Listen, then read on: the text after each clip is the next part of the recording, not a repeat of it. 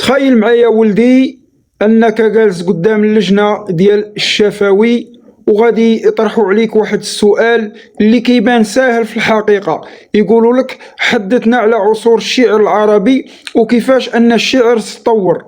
وهنا ولدي خاصك تبدا ليهم بالعصر الجاهلي، ولكن عندك تطيح في واحد الفخ وتقول لهم باللي العصر الجاهلي هو عصر الجهل وعبادة الأصنام. فالجواب اللي خاصك تقول لهم هنا هو أن العصر الجاهلي راه هو المعيار الذهبي للغة العربية، وتبين لهم كذلك بأن القصيدة كانت في هذا العصر هي ديوان العرب والإعلام ديالهم، لأنها تميزات بالصرامة البنائية، كانت كتحتوي على مقدمة طلالية وواحد الغرض شعري وفيها واحد الحكمة، وكانت كتميز باللغة الفخمة اللي كتعكس لنا قساوة الطبيعة الصحراوية والاعتزاز بالقبلية. ومن بعد ولدي غادي تدوز لهم العصر العباسي، وهنا فين غادي تبين لهم بأنك راك فاهم التطور. غتقول لهم باللي أنه في العصر العباسي القصيدة راها خرجات من الخيمة ودخلات لنا القصر، وتزيد توضح لهم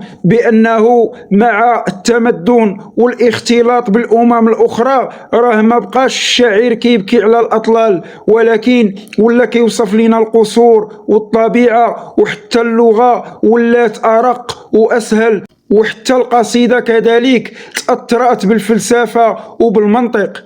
وعادت دوز ليهم ولدي للعصر الحديث، ولكن حذاري انك تطيح في واحد الفخ وتهضر ليهم على الشعر الحديث بشكل عام وتنسى داك الشيء اللي انت قريتيه في المقرر ديال البكالوريا ولدي. وباش انك تكون فنان في الجواب ديالك، وهنا فين غتضرب الضربه القاضيه، غادي تقول لهم ولدي بان العصر الحديث راه هو عصر التحولات الكبرى، فبدا باحياء النموذج بحال البارودي اللي رجع للشعر الهيبه ديالو القديمه. وعادت دوز ولدي لسؤال الذات وتبين لهم بأن هذه الحركة ركزت على وجدان الشاعر والرومانسية ديالو، ولكن الصدمة الحقيقية غدا توقع لنا في نكبة فلسطين، وتوضح لهم بأن هذه النكبة هي اللي خلات الشاعر أنه يحس بأن القصيدة العمودية ما بقاتش قادرة أنها تعبر على حجم الدمار، وهذا الشيء اللي ولد لنا تكسير البنية وتجديد الرؤية